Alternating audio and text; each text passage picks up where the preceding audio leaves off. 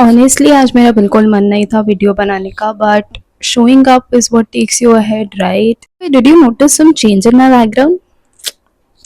But story for another video. But आज की इस वीडियो में we'll be talking about 5 corporate lessons I learned working at EY for 1 year. So everyone around me keeps me asking, how is it working at EY, or how is it working at any of Big Four? What is the kind of work you do? What did you learn working at EY? So this video is gonna focus on it.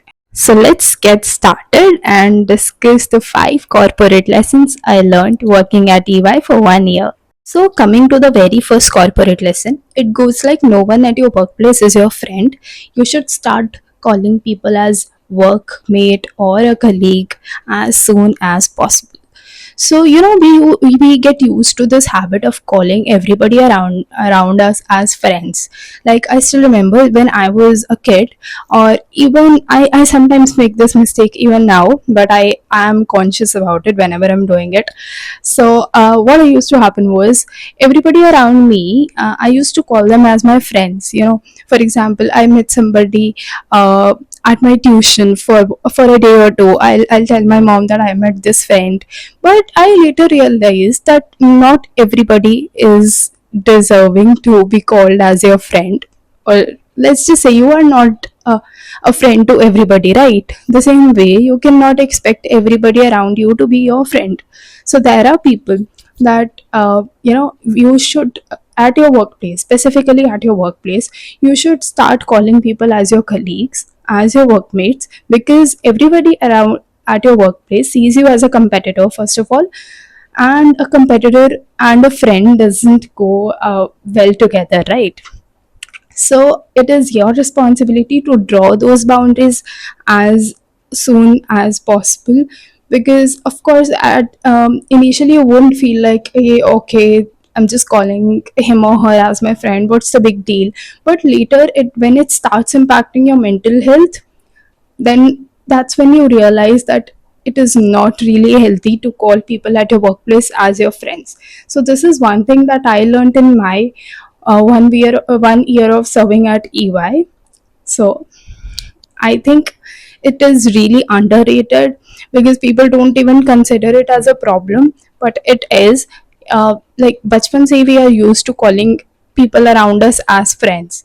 चाहे वो आप किसी को tuition पे मिले हो, school में मिले हो, that's a different thing. But even when school, कुछ स्कूल मेट्स होते हैं who are not your friends, but you still call them as your friends, right? So this is a very unhealthy practice, which you have to stop when you are at a workplace. So make sure you know the difference between a friend and a colleague and a workmate, and you are drawing those boundaries between you and your workmates. The second corporate lesson is documenting everything.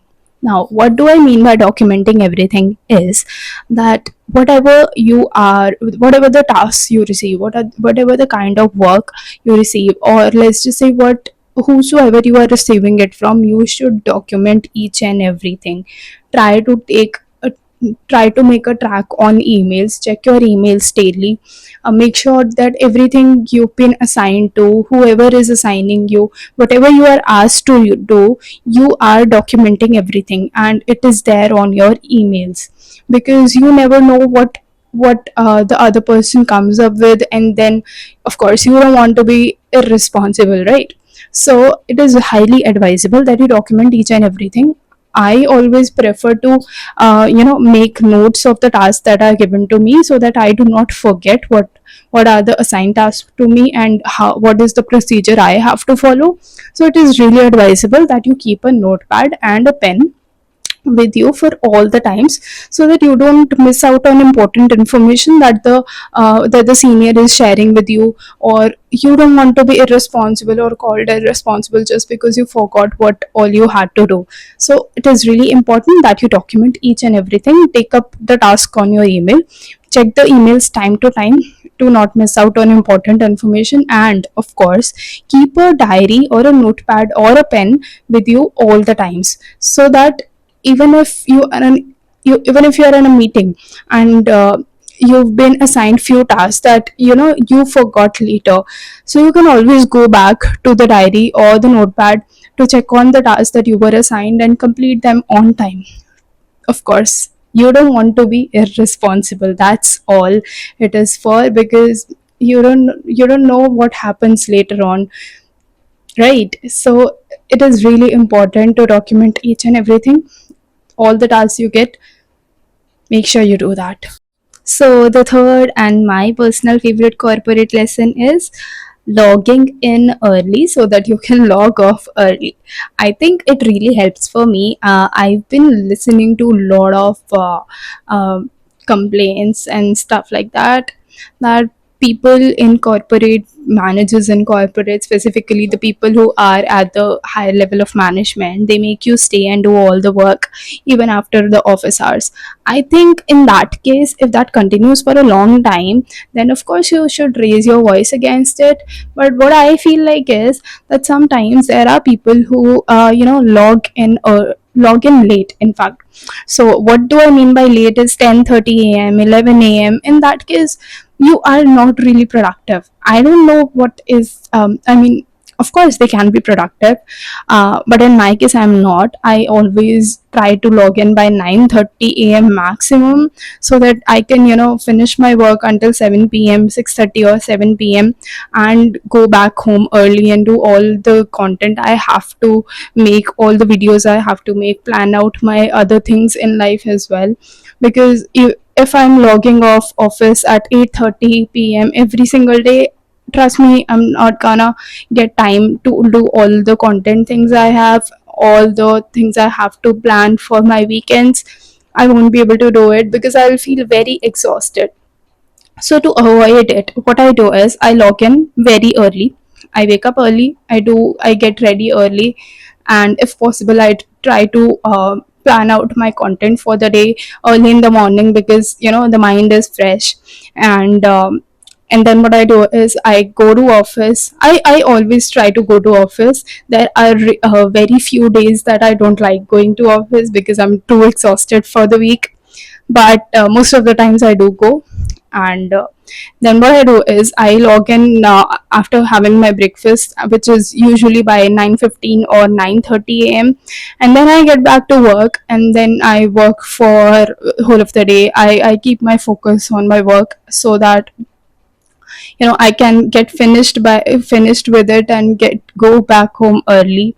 So I think it is really important for you to log in early, so that you are respecting your time, you are valuing your time. If you are not someone who's respecting your own time, you can never expect anybody else to respect your time, right? So I think it is really important that you value your own time, respect your own time, for others to value your time. This way, you are not just valuing your own time, but you are also valuing other people's time, right? So it is really, really, really important. I cannot emphasize enough on how important it is to make sure that you are being punctual, finishing all of your tasks on time, because of course you don't want to stay back at office until 8 p.m. or 9 p.m., right? You want to live your own life, you want to live your personal life as well. So the only thing I think that's possible is logging in early, because of course there are some days that you have to stay back as well, but you don't want to continue that practice for a really long time, right? So the only way is to log in early. Make sure you log in by 9 a.m. If not 9 a.m., then maximum 9:30 a.m. That's what I do. And trust me, it's not that, difficult, right? So make sure you do that. Fourth important corporate lesson is drawing your boundaries from the very start. Right. So, what do I mean by boundaries here? Like, there are people who keep their work applications on all the time. I mean, I am someone, I'm admitting it, that I am someone who turns off all the work applications from my phone when I am having my lunch, or let's say after I log off from my laptop after the office hours. I do not open the work apps because I want to maintain the balance I have. I want to do all the things I have to do. I want to plan my content, I want to shoot my YouTube videos, I want to shoot my Instagram reels, I want to plan my LinkedIn content as well. And now I'm also doing podcasts, so I have to do those things as well. So I think it is a healthy practice to turn off your work applications and let your team members know that this is the time you will be working from. Like for example, you log in at 9:30 a.m. or 10 a.m. Let's just say you log off at 7 p.m. or 7:30 p.m. usual basis. Then in that case, you can let your team members and your managers and seniors know that this is the time frame I'll be working from, to and from, every single day. And before these hours and after these hours, I won't be available for work. So this is a healthy practice. I don't know why drawing boundaries is so underrated. Why do people think that it is not important? I think it's the most important thing that you can do for your own self. You don't want that you keep doing office work even after your hours for the day are complete, because I make sure that when my 9 hours of office are complete, I have to log off and get back to my personal life, personal projects I'm working on, right? So I think when you do it from the very start, like for example, you have joined a new team, you get along with new managers and new seniors, you get along with new engagements, new projects, then let the team associated with those projects know that this is the time frame you will be working in, and post these hours you won't be available because you have personal things to do. I think it's a really healthy practice to do.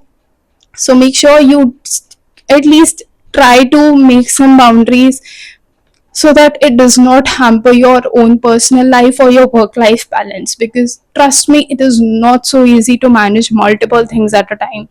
If you keep doing your office work for whole of the day, that's just not gonna help you achieve, you know, I won't say achieve, but complete your personal projects or the personal things that you are working on. I feel that of course we give too much emphasis to work in our life, but I think personal lives and personal achievements, personal projects do deserve equal amount of emphasis.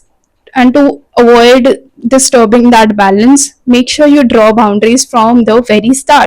The last but not the least, the number 5 corporate lesson is that don't think that you are too young to voice out your opinions. So, what happens is then when you are at an associate level in any big company or an MNC, let's just talk about big fours, right? So I'll talk about the hierarchy we have in big fours. I'm not really sure about any other big four, because of course I know about EY only. I'll tell you what the hierarchy goes like. So it goes like, you are an associate for 3 levels. For example, I am now at the second level. When I joined back in October last year, I was at level 1. So now I've been promoted to level 2. So you have 3 levels of associate and then 2 level of senior, senior 1 and senior 2, and then it goes up to managers. And then of course beyond that you have assistant managers, senior managers, and of course then partners, and it goes like it. So I think when you are at a staff level or an associate level, you face real issues. I mean, real problems.